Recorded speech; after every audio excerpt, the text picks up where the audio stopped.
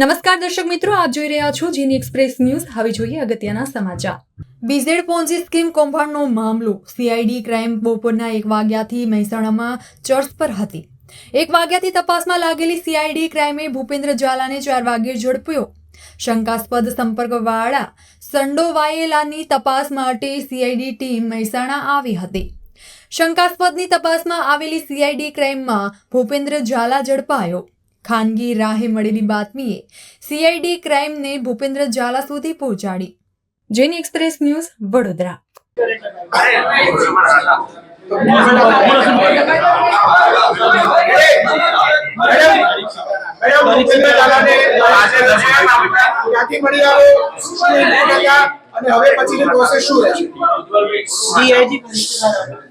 ભૂપેન્દ્ર ઝાલાને મહેસાણા જિલ્લાના દવાડા ગામમાંથી અત્યારે ડિટેન કરવામાં આવ્યો છે અને એના જે આક્ષેપો છે એને સમર્થન કરતા અત્યારે પુરાવા એકત્રિત કરવાની અને એની પૂછપરછ કરવાની કામગીરી ચાલુ છે।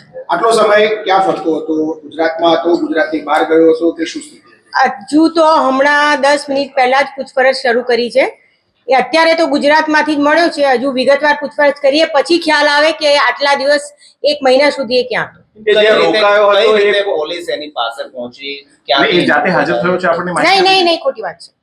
એ અમે અમારી જે ટેકનિકલ સર્વેલન્સ ટીમ અને હ્યુમન ઇન્ટેલિજન્સથી ઘણા દિવસથી આ બાબતે તપાસમાં હતા અને એ દરમિયાન માહિતી મળી કે એ અહીંયા મહેસાણા જિલ્લાના આ ગામમાં છે અને એના આધારે મારી જે ટીમ છે CICLના અધિકારી RS પટેલ અને જે અશ્વિન પટેલ એ બંનેની ટીમને અધિકારીઓ સાથે એને એ દવાડા ગામમાંથી અત્યારે ડિટેન કર્યો છે। દવાડા ગામમાં ક્યાં હતો? કોના ઘરે હતો કે ફાર્મ હાઉસમાં? એક ફાર્મ હાઉસમાં હતો, એટલે ગામડામાં એક ખેતરમાં એક જે નાનું એવું ઘર હતું ત્યાં હતો, એટલે ત્યાં એને કોણે આશરો આપ્યો છે અત્યાર સુધી પણ એ ક્યાં ક્યાં રોકાયો છે, શું કર્યું છે અને કેવી રીતના કોના સપોર્ટ એને મળ્યો છે એ બધી તપાસ ચાલુ છે।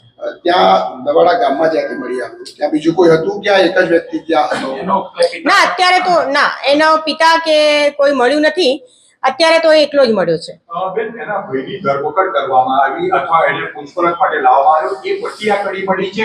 શું ઘટનાક્રમ આખો? ના, એના ભાઈને તો જે અમે પૂછપરછ માટે લાવ્યા હતા, એના ભાઈનો હાલ સુધી તપાસમાં આરોપી તરીકેનો રોલ નથી, પણ એના ભાઈને પૂછપરછ માટે લાવેલા એ અલગ મેટર હતી અને આના માટેનું સર્વેલન્સ અલગ ચાલતું હતું ને જેના આધારે એને અત્યારે ડિટેન કરવામાં કેટલા સમયથી એ ત્યાં ફાર્મ હાઉસમાં રહેતો હતો એવું કઈ પ્રાથમિક એમને પૂછપરછમાં ખ્યાલ આવ્યો કે એ છેલ્લા 15 દિવસથી કોર્ટમાં ક્યારે રજૂ કરે?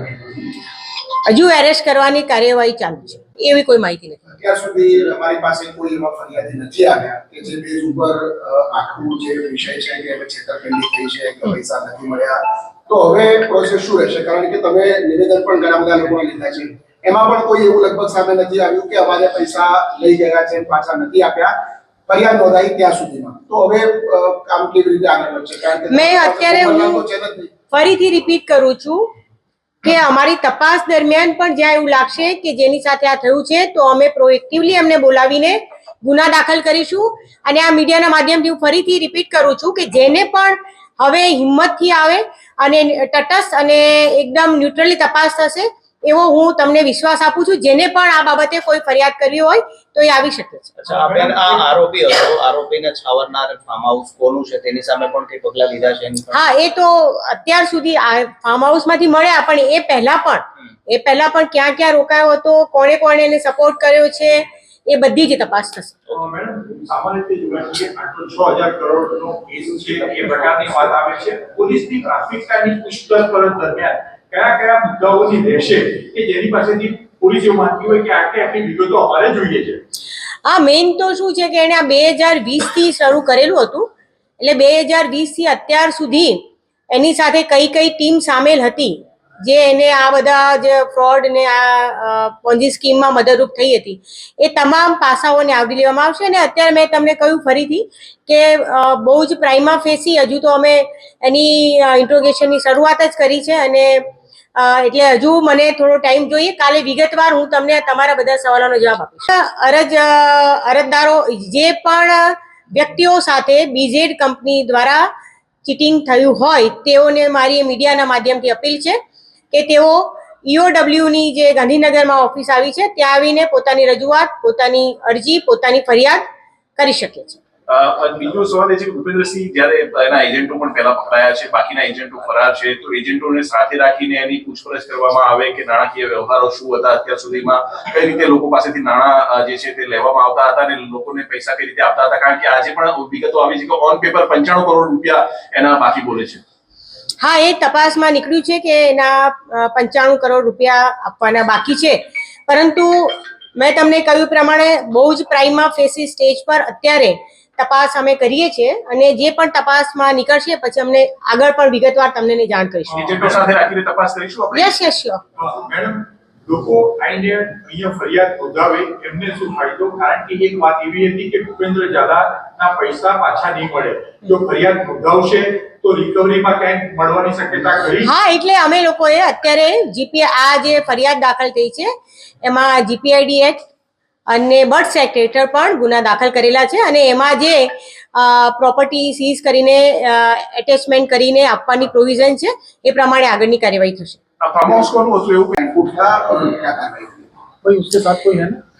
भूपेंद्र झाला के काफी टाइम से फरार था, उसको अरेस्ट करने के लिए हमारी CID क्राइम की पूरी टीम लगी हुई थी, जिसमें ह्यूमन इंटेलिजेंस और टेक्निकल सर्वेलेंस के आधार पे आज उसको महसाना के जो गांव है दवाड़ा, वहाँ से एक छोटे से खेतर यानी छोटा सा फार्म हाउस जैसा था, वहाँ से हमने आज उसको डिटेन किया हुआ है. સર, આ જે આરોપી હવે પકડાયો છે, આપણે લોકોને કહેતા હતા